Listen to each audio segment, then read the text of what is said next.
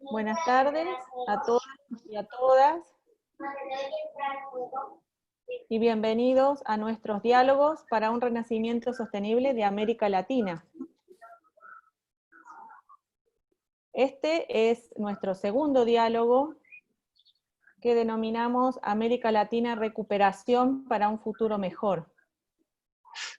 El tercer diálogo será el jueves 6 de agosto, donde otros panelistas, líderes de la región, también estarán compartiendo este espacio. Bueno, estos diálogos están coorganizados por la Fundación Futuro Latinoamericano, ABINA, Sistema B y WWF. Les voy a contar un poco de cada organización. Por un lado, la Fundación Futuro Latinoamericano trabaja desde hace más de 25 años y se enfoca en la promoción del diálogo constructivo y el fortalecimiento de capacidades ciudadanas, políticas e institucionales. Sus objetivos giran alrededor de fortalecer liderazgos y facilitar procesos para la concertación de visiones y políticas de desarrollo sostenible, promover una cultura de diálogo y sistemas de buena gobernanza para el cambio hacia el desarrollo sostenible. La Fundación Futuro Latinoamericano es miembro y coordinadora regional para América Latina y el Caribe de la Alianza Clima y Desarrollo, CDKM. Por otro lado, la Fundación ABINA es una fundación latinoamericana que promueve la sustentabilidad a partir de procesos colaborativos, generando impactos positivos a gran escala. Para cumplir con su misión, trabaja en Latinoamérica y África, en línea con la Agenda 2030 de las Naciones Unidas, con innovaciones a favor del cuidado del planeta y el bienestar de las personas. Impulsa procesos colaborativos de cambio con aliados que permiten comprender los desafíos y ofrecer respuestas específicas a cada contexto. Sistema B, por otro lado, es una organización que promueve redefinir el éxito, el sentido del éxito en la economía, para no interpretar las empresas exitosas como aquellas que son más rentables, sino aquellas que generan realmente un bienestar para la sociedad y el planeta. Trabaja en conjunto con todos los actores de la economía, empresas de todos los tamaños y sectores, consumidores, universidades, política pública, medios de comunicación y fondos de inversión, para crear las condiciones necesarias para que el ecosistema de la nueva economía esté presente. En América Latina ya son más de 600 las empresas B certificadas. WWF, el Fondo Mundial para la Naturaleza, en inglés World Wide Fund for Nature, es una organización no gubernamental fundada en 1961 en Suiza, que se encarga de la conservación del medio ambiente. WWF está presente en más de 100 países, y con un enfoque científico se distingue por una combinación de presencia local y alcance global, así como por soluciones innovadoras que satisfagan las necesidades tanto de la gente como de la naturaleza. Esperamos que estos diálogos sean de mucha utilidad para todas y todos. Bueno, antes de comenzar nuestro diálogo, les daré algunas recomendaciones para el uso de esta herramienta. Mi nombre es María José Pacha y en conjunto con Patricia Velasco y Franco Moreno co-facilitaremos este diálogo por parte de la Fundación Futuro Latinoamericano. Una grabación estará disponible en nuestros canales de YouTube y se les enviará un correo al final del webinar con el link de esta grabación. Por favor, les voy a pedir que cierren ventanas extras en su computador para prevenir una mala recepción de la señal del webinar. Las preguntas son muy bienvenidas y las pueden escribir en la sección de preguntas y serán contestadas al final por los panelistas. Si experimenta dificultades para ver o escuchar, envíe un mensaje y serán contestadas. Bueno, ahora nos gustaría saber un poco más de ustedes y les queremos preguntar qué sector representa usted.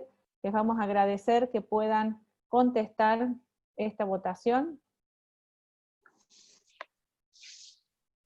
tenemos ya más de 130 personas que han ingresado. Es una gran alegría para nosotros poder compartir estos diálogos con ustedes.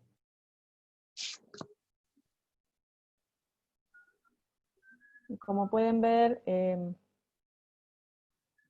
la mayoría de nuestra audiencia pertenece al sector privado, seguido por el sector público, académico, de la sociedad civil y otros.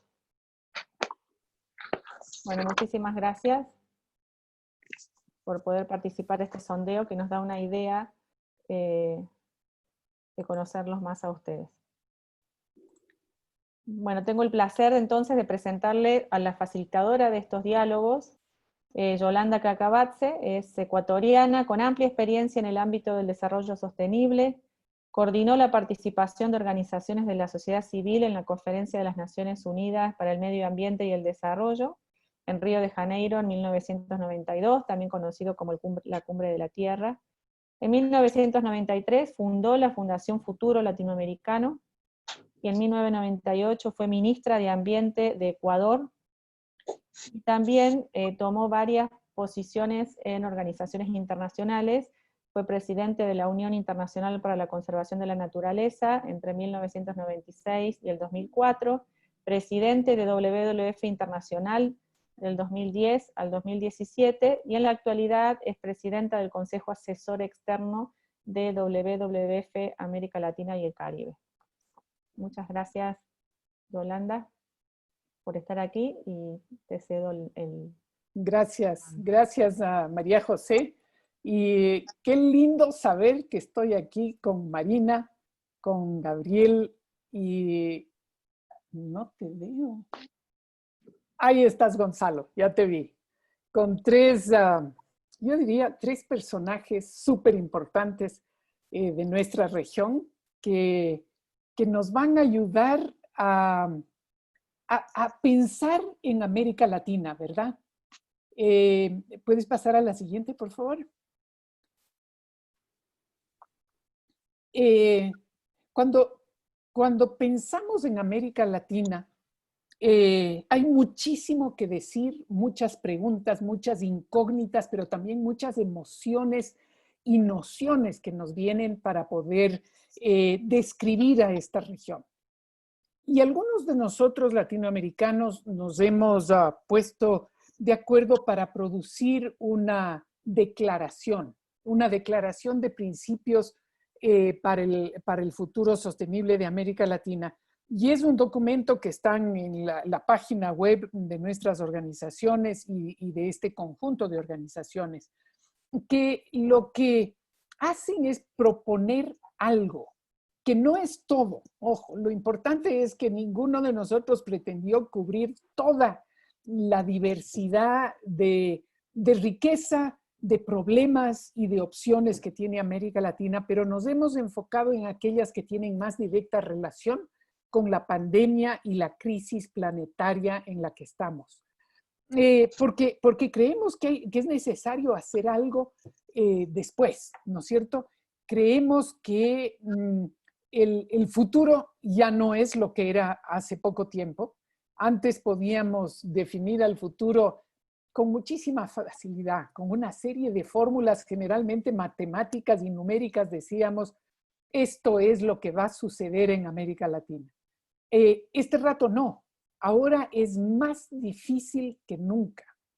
Si antes podíamos predecir para una década o dos, ahora no podemos predecir para una semana o dos, porque los cambios son tan impredecibles en el comportamiento de este virus, en el comportamiento de nuestros gobiernos, de nuestras instituciones, de nuestras sociedades, que apenas podemos mirar a 48 horas por delante y máximo un par de semanas. Lo que sí sabemos es que no queremos volver a lo de antes. La situación en la que estamos en este momento como continente y como planeta es un reflejo de lo mal que estábamos manejando al planeta. Tenemos que aceptar que el planeta está enfermo y la sociedad está en crisis por ese planeta enfermo, y no va a poder haber una sociedad sana en estas circunstancias. Pero cuando digo que no queremos volver a lo de antes, también digo que no queremos atravesar nuevamente una crisis sin estar preparados. Y no podemos renacer si no tenemos claro a dónde queremos ir y cómo queremos llegar a ese destino que vamos a tratar de definir. Hemos invitado a un grupo de líderes, a 3 líderes maravillosos para ayudarnos a pensar ese cómo queremos llegar y a dónde queremos llegar tras esta pandemia. Pero manteniendo las características de América Latina y cómo queremos contribuir desde América Latina para el resto del planeta. La próxima. La agenda de ahora va a tratar de concentrarse en 3 preguntas importantes. ¿Qué queremos cambiar del pasado, de antes de la pandemia? ¿Qué tiene de riqueza América Latina que puede convertirse en propuesta para el resto del planeta? ¿Y cuáles son los primeros pasos? ¿Por dónde vamos a empezar? Porque el abanico de opciones y de acciones que tenemos y de desafíos que tenemos por delante son tan grandes que tenemos que ser muy estratégicos, es por dónde empezamos. Una vez que tengamos la presentación de nuestros 3 panelistas, vamos a entrar en un proceso de preguntas y respuestas por parte de los participantes y trataremos de llegar a algunas conclusiones basadas en la discusión. Siguiente. La declaración de la cual que les hablaba hace un momento está basada en una serie de principios. Y estos principios son: la ciencia es vital. Tenemos que utilizar la ciencia para sustentar nuestras decisiones. La solidaridad es un principio de América Latina muy rico y sin embargo muchas veces dejamos inclusive de relacionarnos con la solidaridad o de hacer referencia a la solidaridad. Tenemos que avanzar no hacia una economía de números, de cuántos dólares ingresan y egresan, de cómo manejamos esa economía basada en la exportación principalmente, pero no en el bienestar de la sociedad. Y el bienestar es el que tiene que definir lo que significa crecimiento para América Latina. Tenemos que pensar que la crisis que estamos atravesando es tremenda, pero más grave aún va a ser aquella de cambio climático. Y la pérdida de la biodiversidad y el no cumplimiento de ese compromiso que hemos adquirido de trabajar para los objetivos del desarrollo sostenible son oportunidades que creo yo no estamos cumpliendo como deberíamos. Hay una tecnología que a veces nos olvidamos o la mal usamos y que no está al servicio de las soluciones, y que todas estas acciones o propuestas de la sociedad civil, si no tienen un Estado, un gobierno y las instituciones suficientemente fuertes como para acompañar estos procesos de desarrollo, no podemos llegar a ninguna parte. La alianza entre gobiernos y sociedad civil es absolutamente esencial para ello. Y por supuesto, cuando pensamos en la empresa privada y cuando digo yo que no queremos volver a lo mismo de antes, tenemos que pensar que el mundo nos está ofreciendo opciones súper importantes para trabajar los modelos de negocios, modelos que antes no existían y que ahora están a disposición de todas las empresas y de toda la sociedad. Siguiente. ¿Quién no conoce a Marina? Yo creo que es difícil decir que existen ciudadanos de este continente que no conocen a Marina. Y Marina es una líder de nuestro continente y por supuesto de Brasil, que ha trabajado intensamente por promover el desarrollo y el valor de los recursos naturales y el desarrollo en función de la riqueza de los recursos y no en detrimento de esos recursos y ecosistemas. Ha sido concejal, ha sido diputada, ha sido candidata a la presidencia de Brasil, ha sido ministra del Ambiente de Brasil y tiene muchísimas lecciones, pero no solamente las lecciones de su gestión, lo que tiene es una sabiduría que le sale del alma y que es la que va a compartir con nosotros al tomar parte en este panel. La siguiente. Tendremos también a Gonzalo. Gonzalo es un personaje que en este momento ocupa un puesto fascinante, que es liderar la voz de la sociedad civil alrededor de de cambio climático. Se me fue la palabra. Y tenemos aquí a una persona que viene a jugar ese papel tras una experiencia maravillosa que se basa en varias emprendedurías en el sector privado y en la creación de Sistema B en América Latina.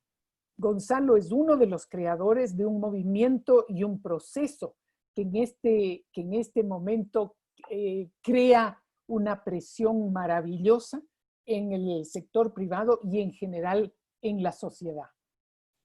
Siguiente. Gabriel Quijandría.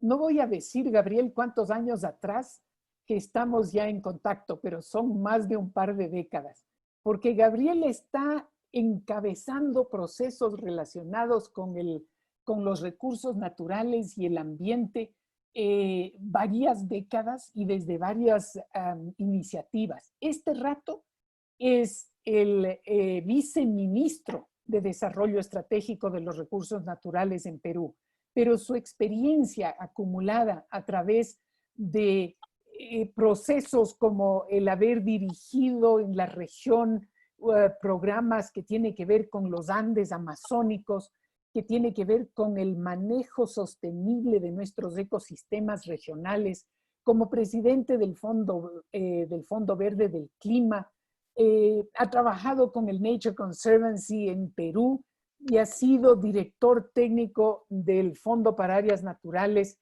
de Perú. Y cada una de esas experiencias han enriquecido esa capacidad que tiene Gabriel para negociar, para escuchar y para ofrecer soluciones. Doy una bienvenida muy grande a nombre de todos quienes están participando en este diálogo, a los tres. Y pasas a la siguiente, por favor. Y vamos a iniciar ya este diálogo y como les decía hace un momento, después de la presentación de los tres panelistas, vamos a tener, espero que un tiempo largo para preguntas y respuestas. Yolanda, agradecería que coloques tu video, que no se te ve, se ve tu fotografía, disculpa. Ahora sí. Ahí está. Gracias, millón. Ahí estoy, gracias mil. Ya no tengo una presentación delante. A mí me gustaría empezar con Marina. Y Marina, la pregunta para ti y nuestros otros panelistas, Gonzalo y Gabriel, es ¿a dónde queremos llegar? Sabemos que no al mismo punto de antes y sabemos que queremos un modelo diferente y un futuro diferente. Pero ¿cómo defines tú ese futuro, esa visión para América Latina en un planeta convulsionado? Marina, por favor. Obrigada, Yolanda, Gonzalo, Gabriel. É um prazer estar com vocês novamente nesse diálogo. Parabéns por essa iniciativa tão relevante. Acho que a pergunta, ela nos obriga a pensar numa das perguntas que fizestes, daquelas que são perguntas instigantes. O que queremos mudar do que temos antes da pandemia? E agora, com o agravamento dessa crise, aonde queremos chegar? Acho que queremos chegar, em primeiro lugar, numa sociedade que seja em um modelo de desenvolvimento que seja sustentável, mas sustentável não apenas do ponto de vista das respostas econômicas ou até mesmo ambiental, que seja sustentável também do ponto de vista social, cultural, político, ético e, eu diria, até mesmo estético.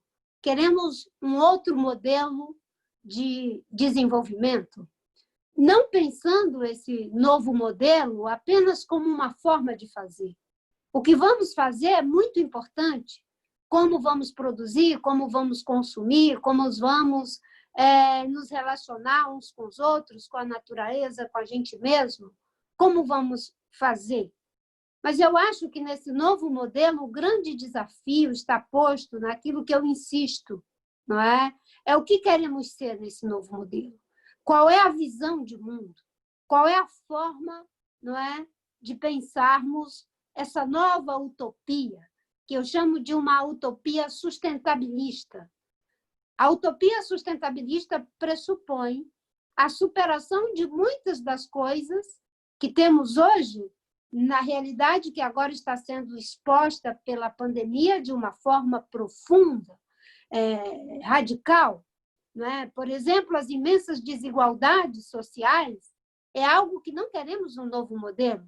Queremos superar essas desigualdades, inclusive por mecanismos que nos levem a ter igualdade de oportunidade para as pessoas. Queremos romper com o ciclo vicioso de uma governança que, até agora, tem possibilitado mais degradação ambiental e mais injustiça social, em que pese ganhos que alcançamos, mas que já não dão conta dos imensos desafios que temos.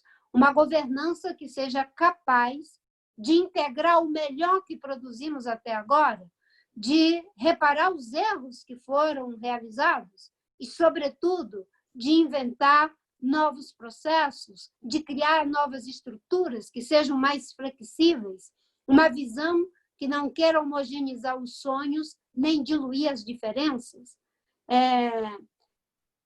Queremos um modelo em que as prioridades, né, e a destinação dos recursos, tanto os recursos financeiros quanto os recursos em termos de tecnológicos, de conhecimento e humanos, e eles possam ser alocados para produzir uma nova economia, inclusive para nós da América Latina, sobretudo, o que nós chamamos de uma bioeconomia, que se criem novas cadeias de valor a partir da biodiversidade, e isso significa a realocação do capital.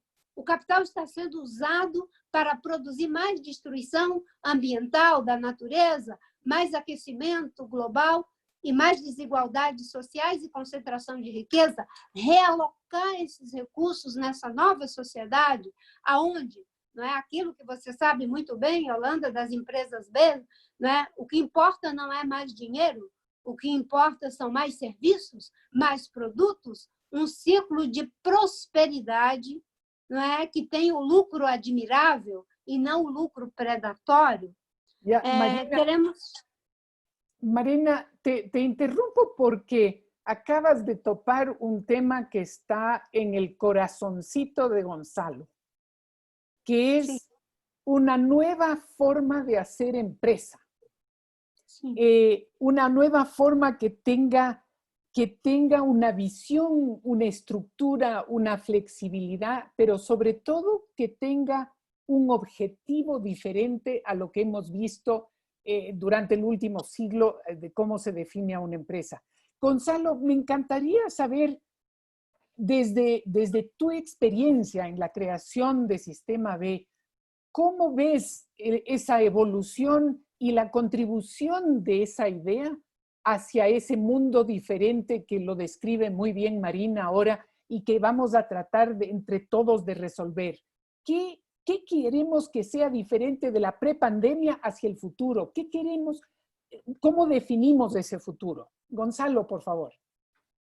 Bueno, muchas gracias, Yolanda, muchas gracias a los organizadores del encuentro, Marina, Gabriel, un gusto también y un honor estar con ustedes. Yo efectivamente querría de alguna u otra forma mostrar también cuánto ya ha cambiado No es solo focalizarnos en lo que queremos que sea, yo creo que es importante que empecemos a tomar en consideración cosas que ya han cambiado y que están desde luego en el centro de la mirada de las empresas B. Hay dos conceptos que son fundamentales que hoy en día están en el centro de nuestra conversación y están en el centro de la lógica de las empresas B, que son, por un lado, la empatía. Hoy en día estamos comportándonos de forma mucho más empática. Muchos de nosotros estamos guardando una cuarentena que nos tiene encerrados en nuestras casas o en nuestros lugares donde vivimos, no necesariamente porque nosotros estemos enfermos o con peligro de enfermarnos. Es porque estamos preocupados de no ser potencialmente un agente que mueva la infección hacia potencialmente alguien que se pueda enfermar y que sea potencialmente de un grupo de la población más vulnerable y que potencialmente llegue a un sistema de salud que esté saturado. Todos esos supuestos asumen que yo me estoy comportando mejor por la búsqueda del bien común, mejor por atender las necesidades de alguien que yo quizás nunca voy a conocer. Ese simple acto, el de cuidar la cuarentena, el de ponernos una mascarilla por el bienestar de los otros, es algo que yo creo que tenemos que empezar a atesorar y colocar ahora para continuar en el centro de nuestras acciones. El segundo tiene que ver con la resiliencia. Es sorprendente cómo hoy todos estamos empezando a hablar de cuán poco resilientes fueron nuestros sistemas. Marina lo explicaba sumamente bien, esta lógica de necesitamos un sistema más resiliente, que sea capaz de resistir embates que tú mismo bien lo decías, Yolanda, van a venir, están presentes. La crisis climática no guarda cuarentena, está aquí. Y por lo tanto la resiliencia, no solo como una capacidad de adaptarnos a esos potenciales riesgos, sino que la resiliencia como la capacidad también de organizarnos culturalmente en base a tomar en consideración aspectos que antes despreciábamos, es algo que está tomando muchísima fuerza. Como tercer elemento, la ciencia. Y la ciencia con una capacidad sorprendente de romper paradigmas.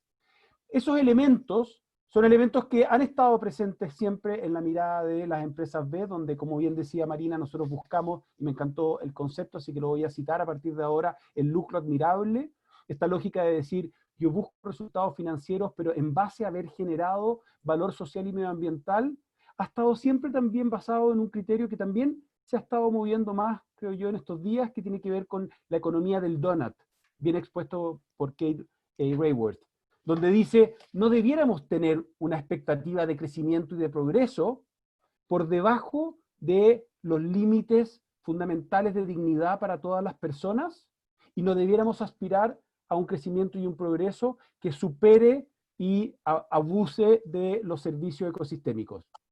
El movernos con la capacidad de las empresas, con la capacidad de lograr desarrollo, la creatividad, en ese margen nos va a permitir abrazar un concepto que está, como bien decías tú, en el centro de las empresas B, y solo para redondear ahí, quisiera hacer, por supuesto, reconocimiento a mis cofundadores, digamos, yo no soy el creador del Sistema B, soy un co-creador muy orgulloso de este movimiento, con Pedro Tarac, con Juan Pablo Arenas, María Emilia Correa, que son parte, con Marcel Fukuyama, gente que además queremos mucho y a los cuales admiramos profundamente, y sin quienes no podríamos haber creado algo tan lindo, y que se ha estado expresando también. Parte de lo que ha ido cambiando, la pandemia ha dado espacio para que ideas como esa florezcan. Hace pocos días veíamos una columna, una entrevista a Emmanuel Faber, el CEO de Danone, explicando cómo el movimiento de las empresas B está encontrando en esta crisis su momento para mostrar que existe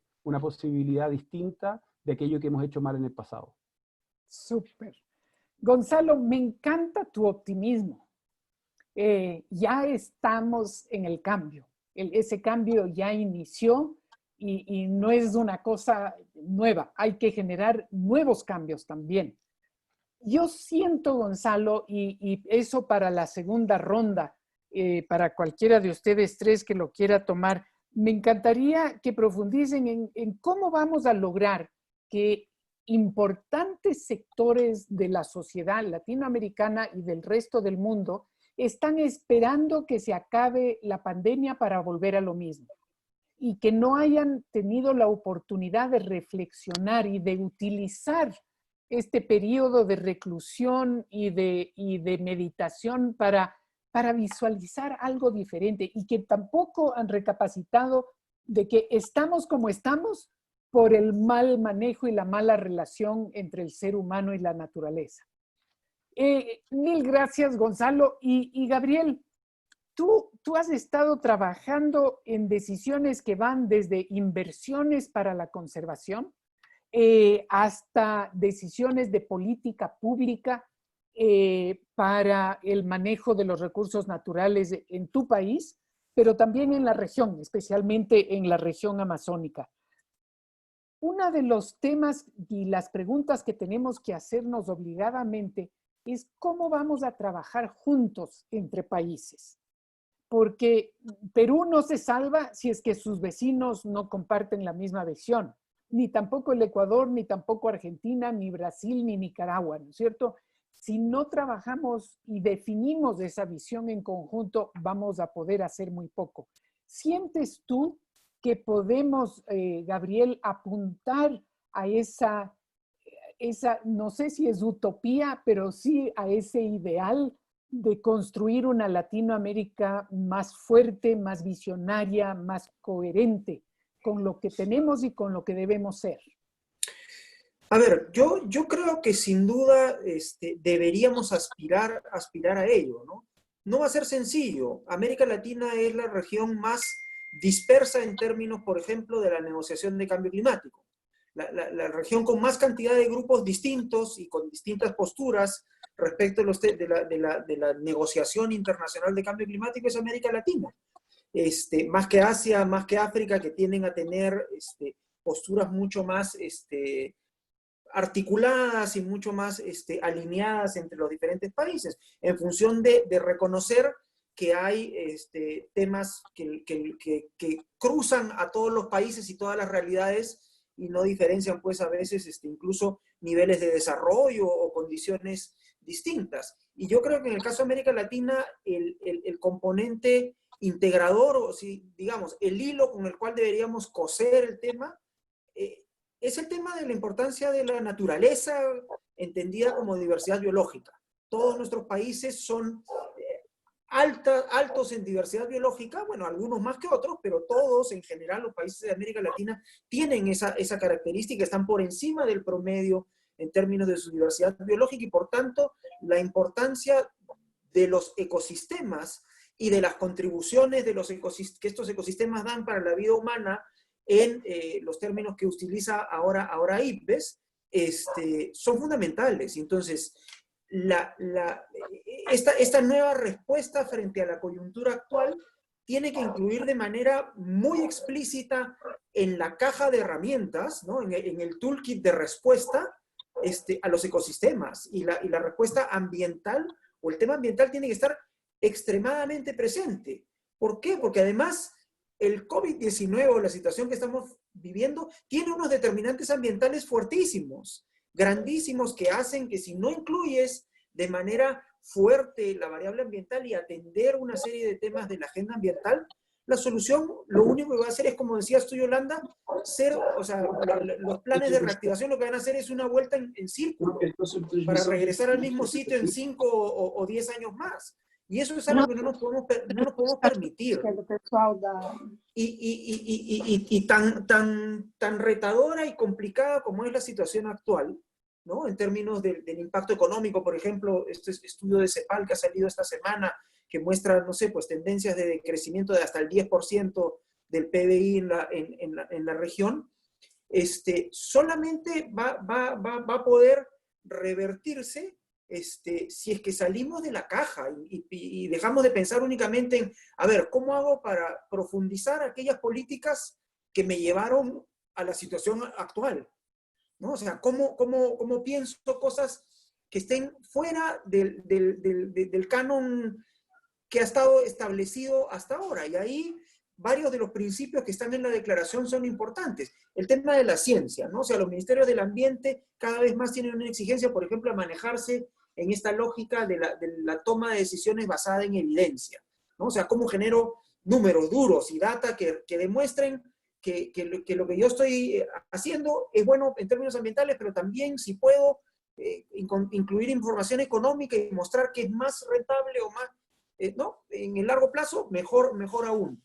Pero no solamente nos toca a nosotros los que creemos en el tema ambiental mejorar nuestra numerología y la presentación de estos datos duros, sino también sincerar los datos de los otros, ¿no? O sea, ¿por qué se le cree a un ingeniero de carreteras que quiere, a partir de su experiencia únicamente en la costa o en las sierras peruanas o ecuatorianas, nos quiere vender la maravilla de una carretera mal hecha y que conecta la nada con la nada en el medio de la selva tropical? O sea, ¿por qué él tiene este derecho a decir, bueno, oye, no, yo tengo data dura que me respalda? Sí, pero se aplica a otra realidad, no a la realidad a la cual la quieres aplicar. Entonces, hay ahí un elemento pues de injusticia. Nosotros estamos obligados a demostrar de manera mucho más fuerte y mucho más robusta nuestro discurso que el discurso ya establecido, que a veces que te dice, no, pero yo tengo la data de los ingenieros. Sí, claro, pero la data de los ingenieros generada en la década de los 40, en la década de los 50, o generada en un ámbito que no tiene nada que ver con este otro que me estás planteando, ¿no? Entonces, creo que por ahí hay que empezar a mover parte de la discusión. En el Estado va a ser más complicado que en la sociedad civil o que en el sector privado. Yo creo, como señalaban Marina y Gonzalo, que estos dos ámbitos, estos dos estamentos están mucho más avanzados en términos de su madurez y su capacidad de mover las cosas o adelantar la nueva mirada que el Estado. O sea, el Estado siempre va a ir un poco más atrás. La idea es que no se quede demasiado atrás, ¿no? O sea, y que esté en capacidad de responder y de alcanzar lo antes que se pueda la dinámica de la sociedad, ¿no? La dinámica de la sociedad, sea en sus procesos sociales o de sociedad civil organizada, o incluso en los procesos empresariales, ¿no? Los procesos comerciales que se mueven a otra velocidad. Así es. Gracias. Así. Gabriel, en la segunda ronda me encantaría que reflexiones, nos ayudes, más bien dicho, a reflexionar. Si tenemos que caminar hacia una nueva visión de América Latina, aquellos que estamos metidos en el ámbito del manejo de los recursos naturales y el ambiente, tendremos a futuro, y qué debemos hacer para ello, la capacidad de mercadear, entre comillas, mejor la importancia y el valor de la naturaleza, de los ecosistemas y de los recursos naturales. Porque siento a veces que en eso hemos fallado y que por eso el resto de la sociedad nos ve a nosotros como los que tienen el capricho de la conversación y creen que es un capricho y no una necesidad vital, ¿no es cierto? Entonces, ahí creo que tenemos un desafío importante. Pero vuelvo a Marina. Marina, de todas esas riquezas de América Latina que sabemos que están ahí y de las que nos sentimos orgullosos, ¿cómo o qué riquezas, qué valores podemos contribuir desde nuestra región hacia el resto del planeta? Marina. Bem, acho que a América Latina pode dar uma contribuição muito particular, muito nova, porque temos, como já foi dito por Gabriel, uma imensa quantidade de riquezas naturais. E essas riquezas naturais, agora, elas estão sendo vistas não apenas por nós, ambientalistas, mas por empresas, por alguns governos e por organizações internacionais ligadas ao setor econômico, como é o caso do Fórum Econômico Global, que acaba de estar lançando um relatório que diz que é possível gerar cerca de 10 trilhões de dólares por ano a partir da natureza e de gerarmos algo em torno de 395 milhões de empregos a partir da natureza.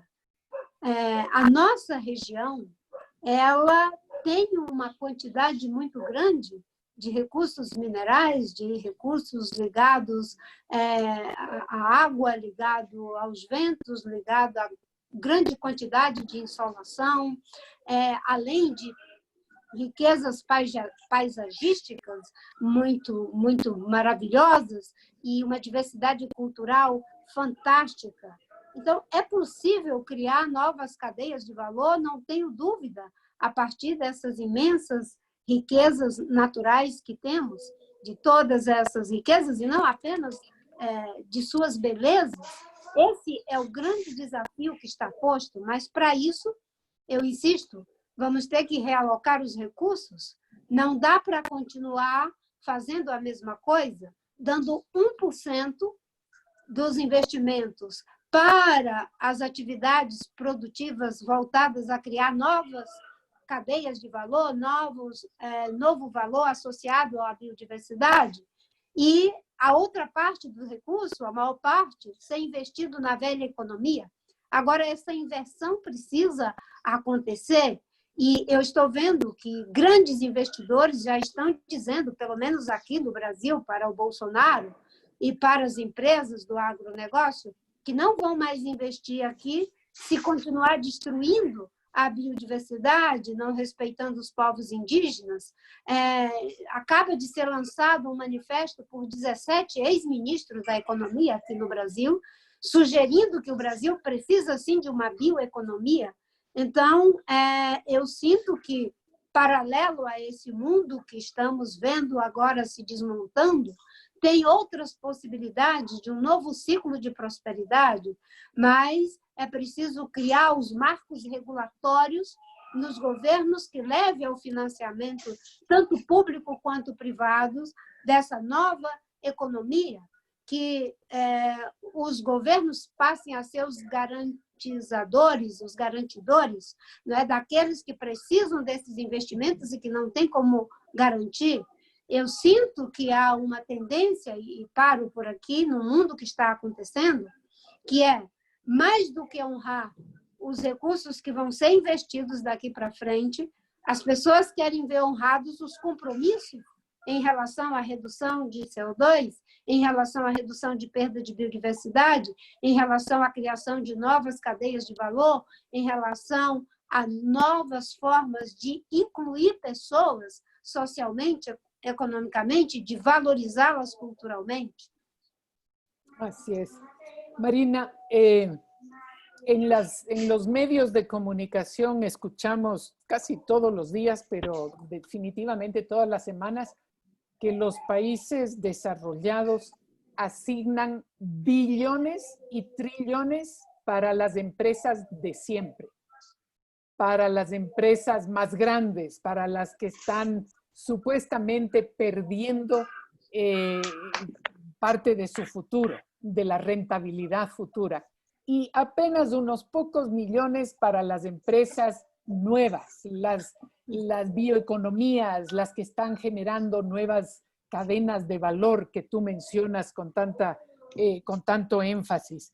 Y definitivamente por ahí no va la respuesta, ¿no es cierto? La respuesta exige pensar nuevamente en qué significa un mundo diferente y por qué tiene que ser diferente. Y las contribuciones de América Latina que tú mencionas, desde los recursos naturales hasta la cultura, evidentemente tienen que ser parte de esa contribución.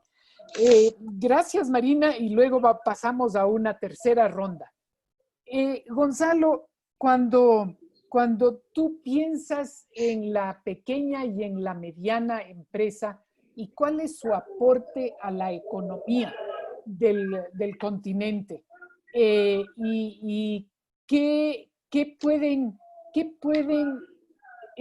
cuál es su potencial de contribución, no solamente dentro de la región, sino hacia afuera? ¿Cómo le piensas? ¿Qué visión tienes de ello?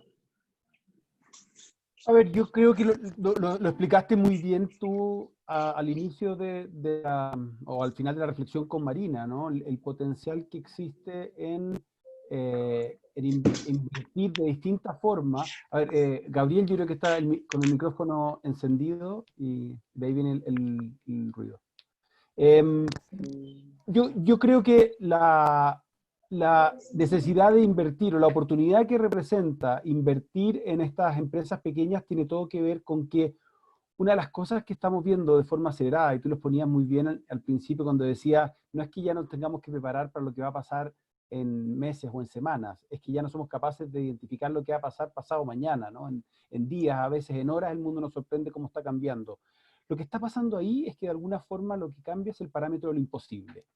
Aspectos que nosotros considerábamos que eran casi absurdos o irresponsables en el pasado, hoy se llama nueva normalidad. Y entonces cuando nos paramos desde ahí, cuando entendemos que lo que se nos está presentando es realmente esa capacidad que siempre creímos que teníamos, ¿no? Yo escribí una columna que va a salir mañana en que digo, es impresionante la cantidad de millones de dólares que nos hemos gastado en seminarios y cursos y talleres sobre creatividad y innovación. Bueno, en teoría nos estamos preparando para esto, para el momento en que lo que había que hacer era cambiar rápidamente y radicalmente, y abrazar lo imposible. En eso estamos. ¿Qué aspectos, más allá de, por ejemplo, ¿no es cierto?, esto mismo? Si nosotros hubiéramos dicho, vamos a hacer un webinar hace un año atrás, hace 6 meses atrás, la gente habría dicho que esto quizás era concebido como de poca calidad. Habría dicho que nosotros estábamos mostrando poco nivel de compromiso al no viajar y tomar un avión y gastar dinero y emitir gases de efecto invernadero para juntarnos personalmente porque el valor radicaba en ello. Hoy nos damos cuenta de que ese era un error. Y por lo tanto, nuestra lógica de transportarnos está cambiando. Nuestra lógica de emitir gases de efecto invernadero y contaminación local está cambiando. Pero fundamentalmente lo que está cambiando es nuestra comprensión de nuestras necesidades. Nos hemos dado cuenta que necesitamos otras cosas. O hay cosas que teníamos y que abrazábamos y que valorábamos y que ya nos damos cuenta de que no solo no son necesarias, sino que muchas veces eran fuente de destrucción de valor. Entonces, la lógica de las empresas B, la lógica de estas empresas innovadoras, que son más rápidas, que son más flexibles, que han construido una cadena de valor con sus proveedores, con, por supuesto, sus equipos, con sus accionistas, permite actuar de forma más rápida. Hoy la virtualidad nos está ofreciendo una capacidad de innovar que sin lugar a duda es un espacio donde las empresas B se mueven más rápido. Pero también el mundo de la energía hoy en día nos damos cuenta que es mucho más valiosa a veces cuando es distribuida que cuando es centralizada. Nos damos cuenta de la importancia de migrar rápidamente de esta lógica que nos hemos comprado durante un siglo o más, de esta adicción a los combustibles fósiles, de un amor hacia el aire puro y por lo tanto la energía que contribuye a limpiar el aire. Incluso un componente esencial cuando hablamos de empresas que tienen esta lógica de valorizar desde la cultura, desde el propósito, los criterios ESG, medioambientes sociales y de buena gobernanza. Eso está siendo también captado y fortalecido por el sector financiero. Todo eso, si lo juntamos con lo que explicaban muy bien Gabriel y Marina, me encantó el concepto de Gabriel de diversidad biológica como nuestro concepto fundamental. Si nosotros somos capaces de aterrizar eso en nuestra capacidad productiva, en nuestra capacidad emprendedora, en las millones de pequeñas y medianas empresas que componen gran parte de la fuerza laboral de nuestro continente, vamos a ser capaces de salir adelante con ese optimismo que tú me resaltabas al inicio. Déjame decirte que yo todos los días me levanto muy realista y elijo ser optimista porque creo que somos capaces de salir de esto fortalecidos respecto de cómo entramos. Muy lindo. Gonzalo, me encanta eso y me voy a tomar un minuto para contar una anécdota de Monseñor Tutu de Sudáfrica, que cuando le preguntaron si era un optimista o un pesimista, él dijo, soy prisionero de la esperanza. Y me encanta esa respuesta porque creo que todos los que estamos en esta discusión sobre el futuro de América Latina somos prisioneros de la esperanza y creemos que es viable, que es posible, que hay potencial, que hay un futuro y que nos toca trabajar en conjunto para poder llegar a eso. Y me gustaría, para la tercera ronda, Gonzalo, que hicieras también una reflexión de si el mundo actual y aquel que vemos como deseable va a privilegiar a esa nueva forma de hacer empresa, donde se revaloriza, donde hay un renacimiento, ¿no es cierto?, del concepto, de la definición de para qué sirve la empresa y cómo contribuye al desarrollo o al subdesarrollo. Gabriel, Me encanta tu experiencia y tu forma de expresar la importancia de la claridad del manejo de los recursos naturales y de la necesidad de aceptar e interiorizar en todos nuestros gobiernos, gobernantes y sociedad civil que la naturaleza y los ecosistemas son el más importante seguro de vida y seguro de enfermedad. Y definitivamente eso no existe todavía en la sociedad latinoamericana. ¿Cómo crees tú que podemos desarrollar ese y otros conceptos para proponer desde nuestra región una forma diferente de ver al ecosistema y de valorizar a la naturaleza y a los ecosistemas? El micrófono, Gabriel.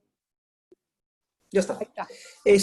Sí, no, creo que sin duda que hay que mantener el componente sólido y fuerte vinculado a los temas biológicos, de representatividad, de endemismo, o sea, los temas que han movido pues en gran medida las decisiones de creación de áreas protegidas o de establecimiento de ciertos esquemas de manejo sobre conservación, pero creo que eso hay que combinarlo con alguna información que mueva la aguja mental de tomadores de decisión para los cuales estos otros temas más biológicos, más de las ciencias naturales, no significan nada o significan poco, ¿no? O sea, no los mueven a ellos en términos de ánimo. Claro, ahora tenemos la variable adicional del tema de la salud, ¿no? O sea, cuán arriesgado es degradar un ecosistema, no solamente en términos de la pérdida de diversidad biológica, de la eventual pérdida económica que podría haber, sino además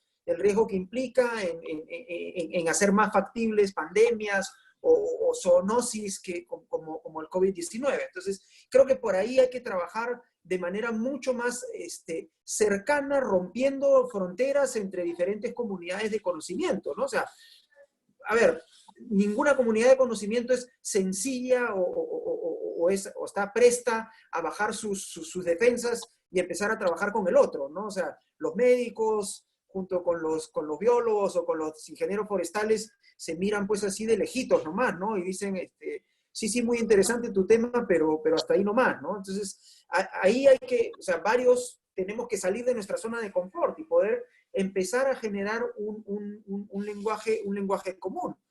Lenguaje que además, creo yo, se está construyendo por lo menos en lo que tiene que ver con los temas económicos, ¿no? O sea, los estudios de la Comisión Global sobre Cambio Climático y Economía, ¿no? Que han salido durante los años anteriores y a los cuales se empiezan a unir pues una serie de estudios, el estudio Stern o ahora el estudio Dasgupta que estaba siendo preparado para la COP 15, o estos últimos que han salido estas últimas semanas de la campaña para la naturaleza de 30 por 30, o uno que ha salido ayer del World Economic Forum sobre naturaleza y negocios, que muestran pues que, o sea, las inversiones en restauración, las inversiones en naturaleza son altamente rentables. O sea, lo común en todos estos informes es que muestran, estos de las últimas semanas, es que muestran retornos de 5-1, ¿no? O sea, inversión puesta en recuperar manglares o en restauración, devuelve $5 por cada dólar invertido. O sea, en el caso peruano, por ejemplo, nosotros tenemos un estudio económico que se hizo en el 2017 que demostró que cada dólar invertido en el sistema de área protegida devolvía 40 en ingresos directos por actividad turística asociada al turismo de área protegida.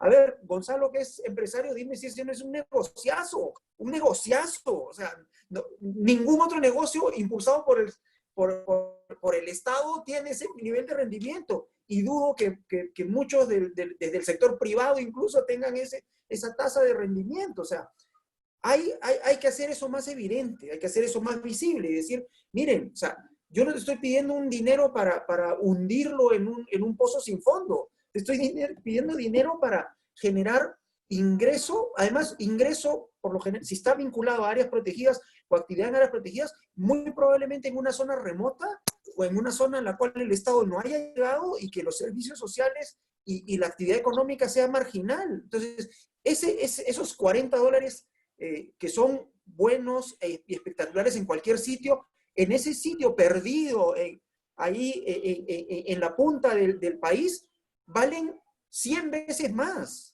100 veces más. O sea, y creo que ese es el camino al cual tenemos que movernos, ¿no?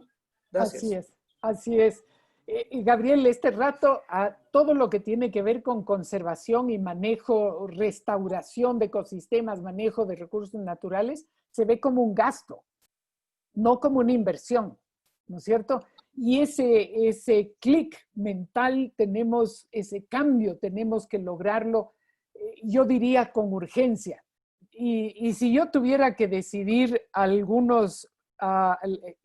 con qué pasos vamos a empezar, probablemente me iría por ahí la necesidad de educación y de cambio de mentalidad. Pero les quiero preguntar a ustedes, ¿por dónde empezar? Porque no estamos en un agujero negro, pero estamos en una situación súper difícil que requiere que cambiemos de forma de comportamiento en nuestras sociedades, de consumidor y del productor, de la sociedad civil, de la estructura de los gobiernos y del mandato que tienen los gobernantes. ¿Por dónde empezamos, Marina?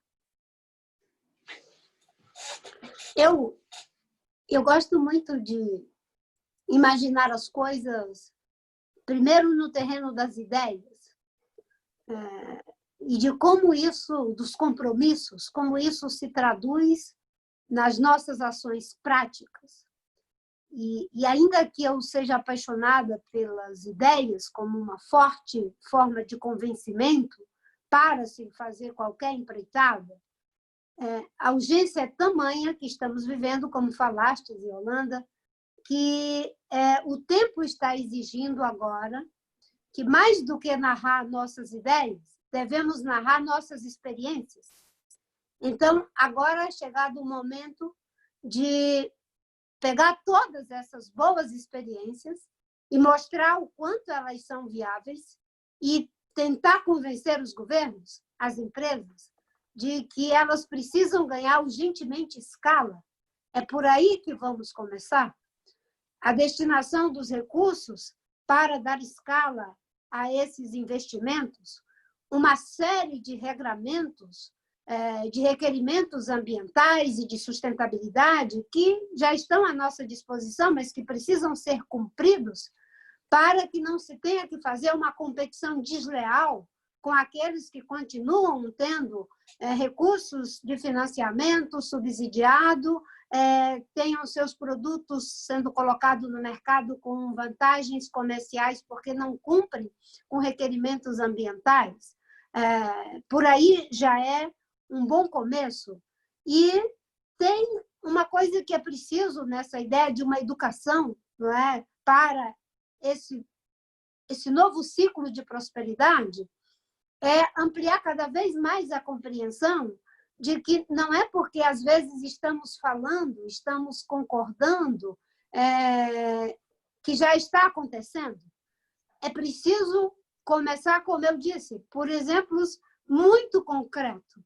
Agora é a vez muito mais da narrativa do que se faz, do que daquilo que se formula para dizer.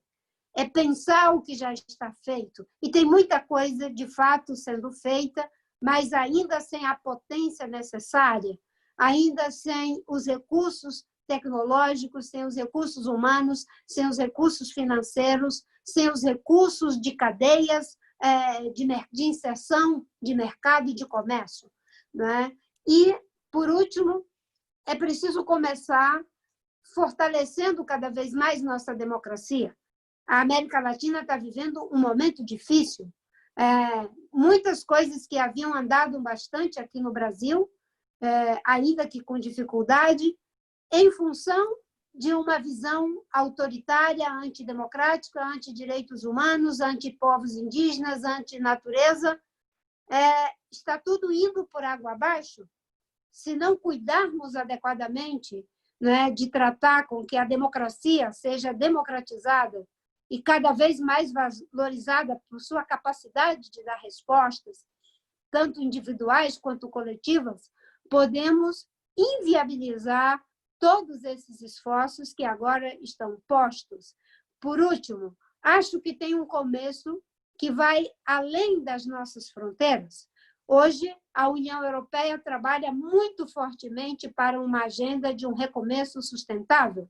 Se ganharem os democratas nos Estados Unidos com esse compromisso igual, acredito que o ponteiro da agenda da sustentabilidade muda numa outra direção e a América Latina precisa estar preparada urgentemente, empresas e governos, sob pena de começarmos a ver um processo de precificação do carbono, não é, de taxação de produtos carbono intensivo, e nós não fizemos o dever de casa. Então, temos que fazer o dever de casa, cada vez mais energia limpa, cada vez mais valorizar a nossa bioeconomia.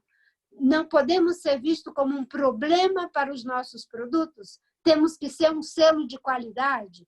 Isso já é um bom começo. Súper. Marina, fantástico. Yo siempre tengo una seria preocupación cuando América Latina dice los culpables son los otros, en lugar de asumir que nosotros también somos responsables de varios procesos de deterioro. Pero nos gusta señalar a los otros como malos y quedarnos nosotros en una posición neutral o de buenos. Y lo que tú dices, toda la razón, pero me encanta que tú menciones el tema de democracia porque va directamente a uno de los problemas más serios de la región.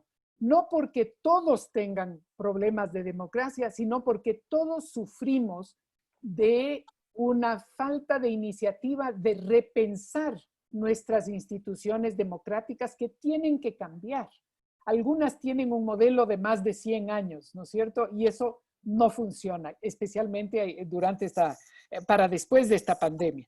Y el tema de cambio climático, ¿no es cierto? Temas tan básicos como la energía limpia y el usar el potencial natural de nuestro continente es casi obligatorio. Gonzalo, ¿por dónde empezamos? Mira, yo creo que hay ciertas luces de aspectos que ya se están consolidando. Decía uno de ellos que es importante, que va a ser también un catalizador más allá de todo lo que explicaba Marina, de las condiciones políticas, que esperamos sean condiciones políticas que fluyan favorablemente. Tenemos toda la fuerza del sector financiero. Y es un sector financiero que ha visto cómo las inversiones que estaban ancladas en menos consideraciones sociales y medioambientales, en peores prácticas de gobernanza, han tenido un comportamiento peor respecto de similares que sí tenían esos componentes que se llaman ESG, ¿no? En medio ambiente, social y de gobernanza. Entonces, esa métrica de riesgo yo creo que quedó mucho más consolidada, está quedando mucho más consolidada y por lo tanto yo espero un fuerte avance de inversiones con criterios ESG, donde vamos a ir viendo cómo se van a desarrollar cada vez más las métricas adecuadas para identificar lo que es y lo que no es. Desde ese punto de vista, tenemos también esta fortaleza en América Latina de ser una zona en el mundo con un número importante de empresas B y fundamentalmente un número importante de empresas B per cápita, que muestran cómo pueden operar en mercados basados en el criterio ESG.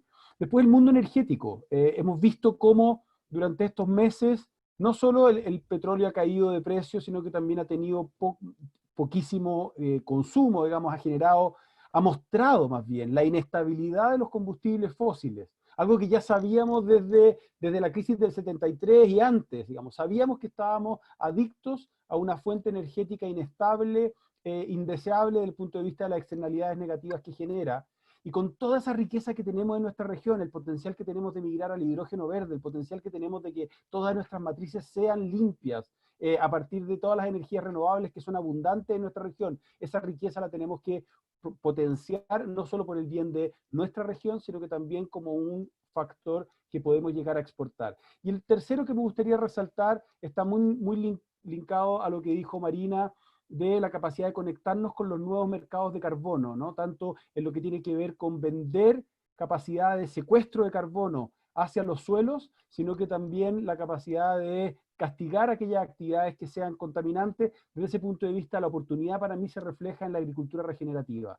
Si nosotros somos capaces de fortalecer una capacidad de producir alimentos que hoy tenemos, de la cual estamos orgullosos como región, pero ya no solo lo hacemos maximizando la productividad de ellos, o eventualmente el bienestar que genera como elementos nutricionales, sino que con la capacidad que tengan no solo de dejar de destruir la naturaleza, valorar la riqueza que existe en la naturaleza, y tengan la capacidad inclusive de agregar valor a través de la regeneración de los ecosistemas, y eso con el potencial de verse reflejado en un consumidor que cada vez va a valorarlo, pero sobre todo también un sistema global que va a tener que apreciar los servicios ecosistémicos que se están regenerando en lugares como nuestra región. Yo me gustaría concentrarme en esos tres elementos como señales de esperanza de algo que se está fortaleciendo durante la pandemia y que nos puede permitir salir adelante con muy buenas luces. Me encanta, gracias Gonzalo. Más empresas B que estén pensando en sociedad, ambiente y gobernabilidad. Más movilización de la energía fósil hacia la renovable y una agricultura regenerativa. Esas dos palabritas juntas tienen un futuro impresionante en nuestro continente. Gracias, Gonzalo. Gabriel, ¿por dónde empezamos? Tu micrófono. Sí. A ver, yo diría que tenemos que darnos cuenta, como lo señalaba un poco Gonzalo, y lo ha puesto también sobre la mesa Marina, ¿no? O sea, yo creo que los procesos ya están en marcha. Cuando uno ve o empieza a discutir el tema de, bueno, cómo coloreamos, ¿no? Cómo enverdecemos la reactivación, se da cuenta que muchas de las apuestas o muchas de las propuestas no son temas nuevos. O sea, no están saliendo pues de un gran pensamiento cuántico, o sea, una gran elucubración. O sea, es básicamente decir, a ver, estas transiciones que ya estaban ocurriendo en nuestros países, la transición energética, la transición a la movilidad sostenible, la transición a las cadenas productivas libres de deforestación, exigidas además por el consumidor, exigidas además por un mundo cada vez más interconectado y donde la idea genial que apareció, no sé, digamos, en Alemania, o a la inversa, la idea genial que apareció en Brasil, a los 30 segundos está en el otro lado del mundo y está siendo recibida de manera animada por alguien con la misma sensibilidad. Y entonces eso de que, no, esta moda en algún momento va a llegar y se mueve lentamente, no, a ver, eso se acabó, eso es inmediato. Entonces, el nivel de exigencia para la empresa, para los productores, por ejemplo, de bienes y de servicios, o sea, se estandariza hacia arriba. O sea, el nivel de exigencia es cada vez más grande y la sociedad está cada vez más lista para esto. O sea, lo que necesitamos es que la sociedad empiece a exigir y darse cuenta, a ver, ya estamos listos. Acá en Perú, por ejemplo, la decisión de dejar de lado este tema de los plásticos de un solo uso, yo confieso que no era pues un creyente tan ferviente en el nivel de madurez de la sociedad, ¿no? O sea, que estuviese listo para decir, bueno, estoy listo para pagar por las bolsas que antes eran gratis en el supermercado. O decir, ya no voy a tomar bolsas y voy a volver a la práctica antigua de ir con mi bolsa de tela. O sea, y funcionó. Y funcionó demostrando que la sociedad está mucho más preparada que eso. Por ejemplo, nos tomó 15 años en Perú la discusión sobre cómo establecer una compensación por servicios ecosistémicos para las empresas de saneamiento.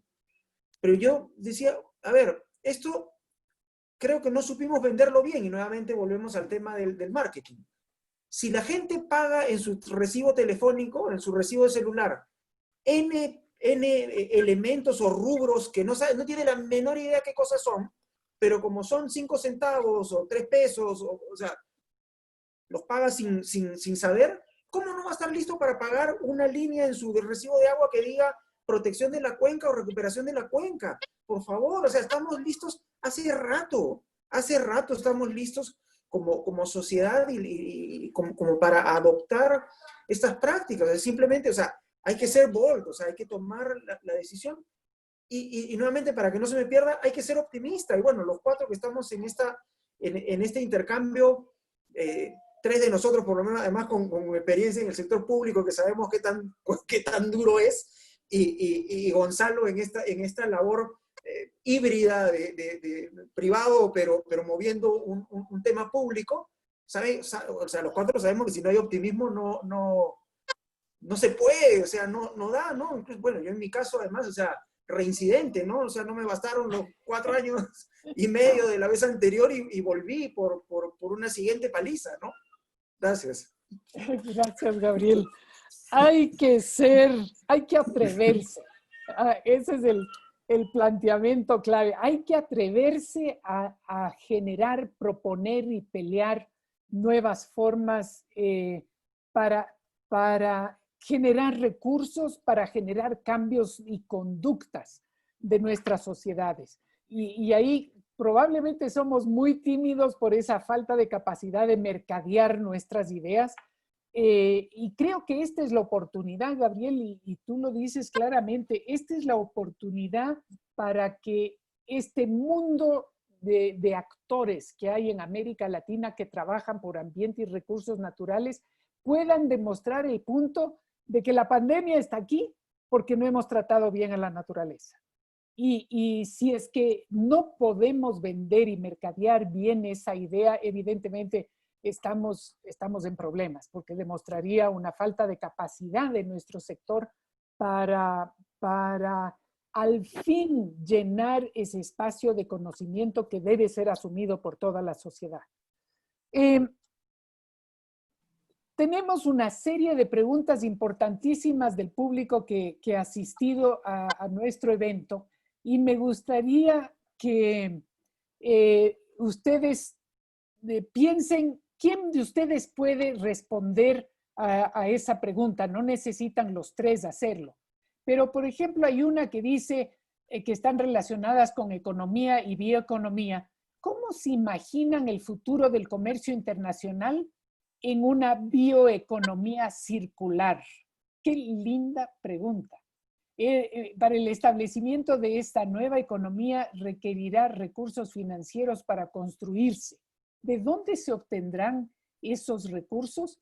Y también relacionado al modelo de desarrollo, ¿cómo hacer efectiva la política de redistribución del ingreso para mejorar notablemente las condiciones de vida de la mayoría de la población sin afectar la gestión productiva de las empresas mediana y grande? Y otra pregunta relacionada al mismo tema de economía, ¿cuál sería la hoja de ruta para una reactivación sostenible de América Latina? ¿Cuál de ustedes tres quisiera empezar a responder? Porque vienen nuevas preguntas después. Dale, Gabriel. A ver, creo que una bioeconomía circular, sostenible, resiliente al cambio climático, ¿no? O sea, si queremos colgarle todos los adornos posibles, creo que debería partir de entender el vínculo necesario con la base ambiental, la base en los ecosistemas y en los recursos naturales como fundamental, ¿no? O sea, y darse cuenta que es aquí donde se inicia el proceso, y es aquí además a donde regresa además como residuos o como reutilización o revalorización de aquello que queda post-consumo, ¿no?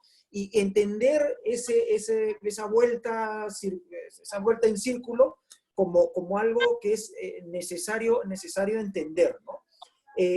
Que además, o sea, es una economía que aplica todo lo que tiene disponible en términos tecnológicos, que es una economía además cada vez más desmaterializada en sus necesidades, que privilegia las transacciones a distancia, también para asegurar el distanciamiento social y que no haya riesgos de contagio, o sea, que necesita más internet de anda ancha que una carretera que pase por el medio de la selva, ¿no? Porque cada vez más los emprendimientos necesitan menos de estas grandes cantidades de cemento. Siempre se va a necesitar un poco de cemento, pero cada vez menos para poder ser rentables, para poder ser viables, ¿no? O sea, creo que hay que ver cómo potenciar ahí, o sea, el potencial y la creatividad de los startups y de los emprendimientos privados es gigante. O sea, eso, en realidad eso no deberíamos encargárselo tanto al Estado porque el Estado está formateado más bien para ser conservador, no para innovar, ¿no? Sino para más bien seguir la norma, porque si no después viene la Contraloría y lo mete a uno en problemas. Entonces, ¿no? Entonces creo que hay que ver cómo buscar las alianzas, cómo trabajar de manera más coordinada.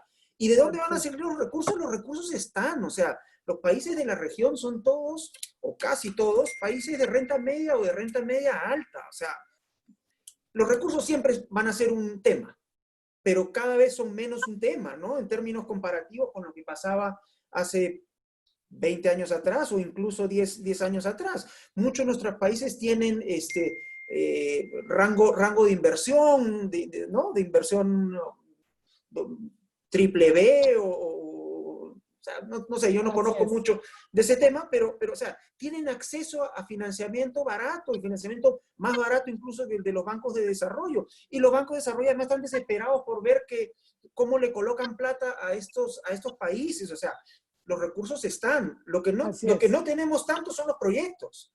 Tenemos ni la coordinación. Exacto. Sí. Tenemos buenas ideas. Tenemos buenos, como se dice en inglés, two-pagers, pero no necesariamente buenos proyectos, ¿no? Somos malos para dar seguimiento a esas buenas ideas, convertirlas en propuestas concretas y dar seguimiento a eso, ¿no? Pero lo que dice Gabriel es la realidad. Este es el momento para la propuesta de la bioeconomía en nuestro continente. Muchísimas gracias, Gabriel. Gonzalo o Marina, ¿quisieran añadir algo? ¿No? Acho que no item do financiamento, eu tenho pensado muito em algo que fala um nome fantasia, uma espécie de plano Marshall para a nova economia da América Latina, em que os países que compartilham, sobretudo a Amazônia, pudessem viabilizar recursos e, inclusive, com um papel muito importante dos governos, criando fundos garantidores, porque pequenos e médios negócios, eles muitas vezes não conseguem tomar determinados empréstimos porque não têm garantias para poder fazer esses aportes. O papel dos governos deveria ser criar fundos garantidores para que pudesse assegurar que determinados investimentos que tenha possibilidades reais de controle, de retorno, e com margens de ganho, de lucro admirável, como falei, mas que não tem como iniciar o seu processo, não tem alavanca. Sabemos que tem retorno, mas as pessoas não têm capacidade de suporte para dar escala a esses empreendimentos. Acho que os governos poderiam criar esses fundos garantidores e criarmos digamos assim, um fundo de investimento, usar uma palavra aqui, para a América Latina, aonde você tem recursos que podem ser a fundo perdido e recursos que podem ser tomados, inclusive com taxas de retorno, de investimentos mesmo, na lógica do investimento privado, mas não com margens de juros estapafúrdias que extrapolam qualquer margem do razoável. Os empreendimentos agora, eles terão que ter um sucesso resiliente. Queremos alcançar o objetivo de reduzir carbono, temos que ser resiliente a essa meta. Não vamos ter as mesmas margens. E os bancos privados e os bancos públicos têm que criar uma regra única. Não vamos mais investir sem contrapartidas ambientais. E, quando isso acontece, a roda gira numa outra direção. Maravilla, Marina, muchas gracias. El potencial de América Latina de empezar con esas nuevas formas, evidentemente abre la puerta para que los gobiernos sean más creativos, que hasta el momento están atrasados, no se atreven a tomar pasos importantes, no se atreven a reformarse tampoco. tenemos 3 preguntas valiosísimas nuevamente. Dice, ¿cómo convencemos y apuramos a los gobiernos para modificar su gestión en torno a estos temas transformadores? ¿Cómo se imaginan la próxima globalización? Qué linda pregunta. Yo siempre hablo con muchísimos, con una patita a un lado y otra al otro lado sobre la globalización, porque creo que es importante, pero que nos hemos dejado dominar por la globalización a detrimento de las economías locales. Pero me encantaría escucharles a ustedes qué dicen sobre ello. ¿Cómo hacer para persuadir a los que no están tan convencidos de hacer un cambio transformador? ¿Quién quisiera empezar? Gonzalo. Encantado.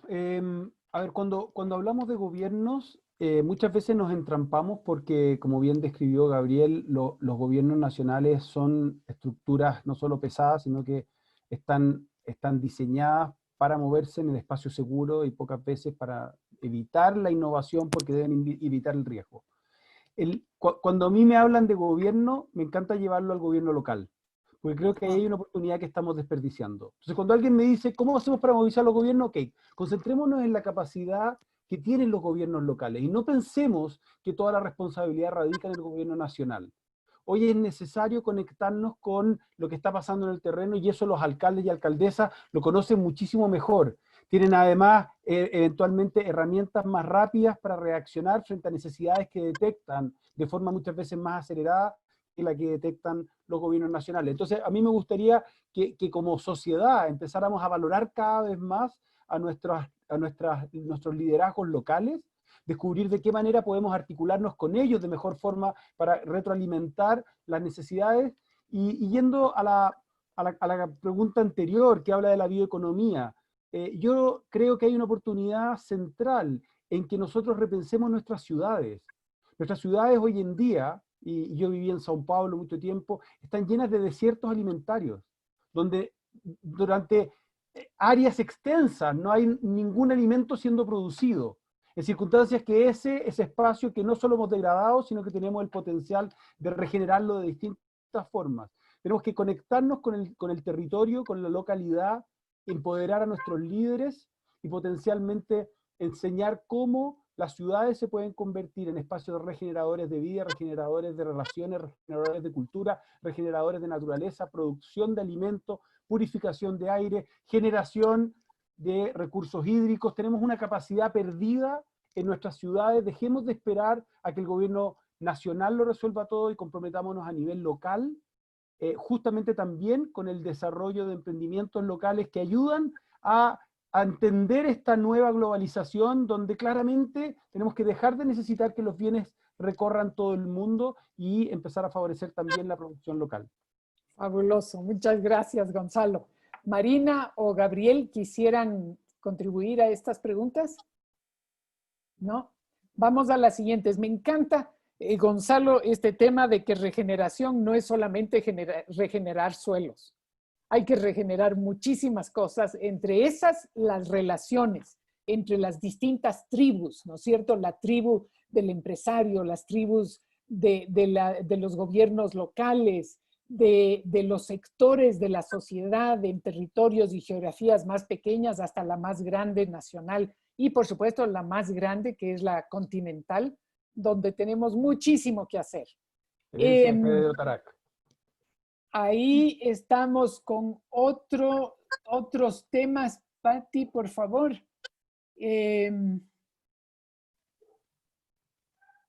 ¿Cómo hacer? No, ya hicimos efectiva la redistribución del ingreso para mejorar las condiciones de vida. Tal vez no le hemos puesto mucha atención a esa pregunta. ¿Cómo hacemos efectiva la política de redistribución del ingreso para mejorar notablemente las condiciones de vida de la mayoría de la población? ¿Alguno de ustedes quisiera responder a essa pergunta? Acho que Marina? tem uma coisa muito interessante quando a gente pensa em um novo ciclo de prosperidade. E, sobretudo, um ciclo de prosperidade que parte de uma priorização para a valorização dos recursos naturais. nesse novo ciclo de prosperidade, não podemos, mais uma vez, aumentar as desigualdades. Temos que utilizá-lo para reparar as desigualdades históricas que existem no mundo, particularmente no nosso continente.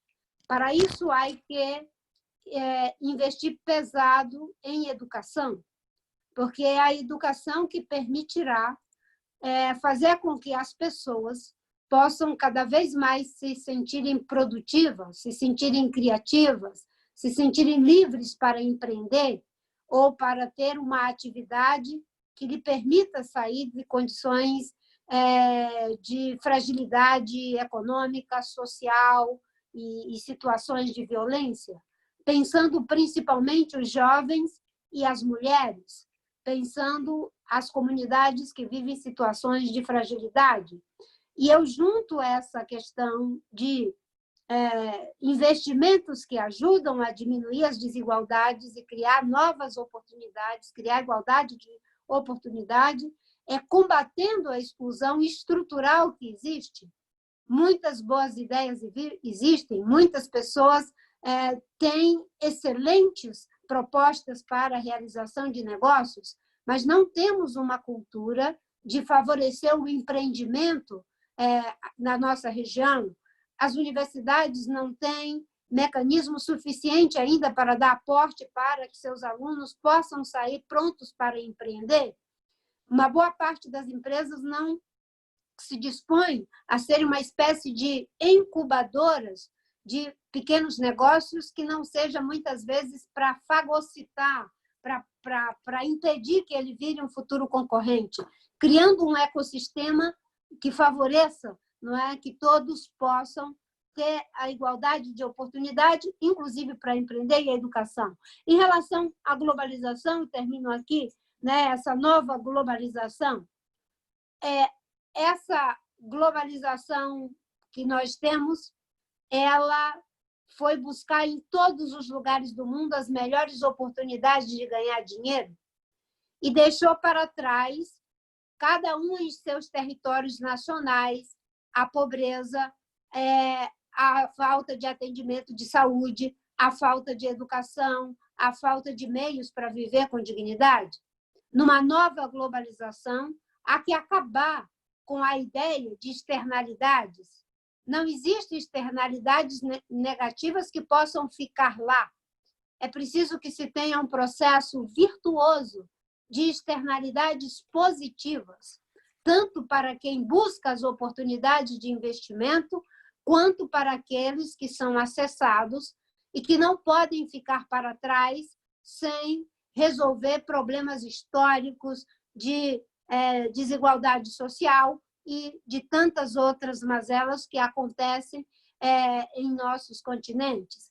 É preciso que essa nova globalização coloque na sua agenda uma renda básica universal, porque mesmo com todos os esforços que fizermos, né, a inovação tecnológica, o avanço da tecnologia, a disrupção tecnológica vai ceifar empregos numa quantidade que talvez não terão como ser substituídos. Essas ideias de uma renda básica universal precisa vir da taxação, no meu entendimento, de grandes fortunas que possam ser usados esses recursos para 3 coisas. Saúde, que deve ser um investimento prioritário, uma renda básica universal e investir em educação, que é o que pode ajudar a nos tirar da dependência de renda básica universal e poder melhorar a qualidade da nossa saúde. Fantástico. Qué pena que tenemos que terminar. Ha pasado demasiado rápido este tiempo que teníamos para nuestro diálogo. Y quiero simplemente recalcar algunas ideas, y no muy largo porque nos quedan exactamente 3 minutos y se va la conectividad. Pero me han encantado las ideas de que ya hay cambios en América Latina, que no es que todo está en la oscuridad y que no está pasando nada, que ya hay movimientos, iniciativas que están mirando más allá del momento actual de la pandemia. Esto de crear una agenda básica universal y de trabajarla trabajarla en base a experiencias ya conocidas, que pueden ser replicadas y que no es cuestión, el desafío no es inventar la pólvora, sino utilizar el conocimiento, la experiencia que ya existe en la región y, por supuesto, pensar qué queremos decir con este lucro admirable. Yo creo que, Marina, nos podrías dar toda una charla sobre este tema. El potencial de la bioeconomía en nuestra región, que tiene, como decía Gabriel, la riqueza más grande de todo el planeta y que no la sabemos utilizar a esa riqueza natural. Lo que sabemos es destruirla, pero no usarla sustentablemente. Creo que es súper importante el tema de la agricultura regenerativa, pero no solamente la regeneración de los suelos en la agricultura, sino regeneración de muchas cosas, entre esas de las relaciones, la reconstrucción, la regeneración de los sectores sociales y de los países, entre grupos sociales, entre sectores en el continente, que creo que es muy importante. Y con eso me quedo, amigos queridos, agradeciéndoles a Marina, Gabriel y Gonzalo por habernos regalado sus reflexiones, por haber contribuido a que todos nosotros y las 200 personas que estuvieron involucradas en este diálogo podamos seguir pensando en el futuro de América Latina. Y por supuesto a los 4 socios que nos ayudan a que esto sea posible. Fundación Futuro Latinoamericano, la BBF, Sistema B y Avina. Gracias a todos ellos y a ustedes. Muchas gracias, Yolanda. Un lujo tu conducción. Maravilloso. Muchísimas gracias. Muy bom estar com vocês todos. Um abraço. Gracias, gracias a todos. Gabriel, Chao, Marina. Chao, Gonzalo. Gracias, Yolanda. A ustedes. Lindísimo verte, Yolanda, después de tiempo. Gracias. Excelente coordinación, Yolanda. Gracias, Marina. Y saludos a Carlos Rocha. Sí, muy bom estar con ustedes. Gracias. Bueno, adiós, gracias. Adiós.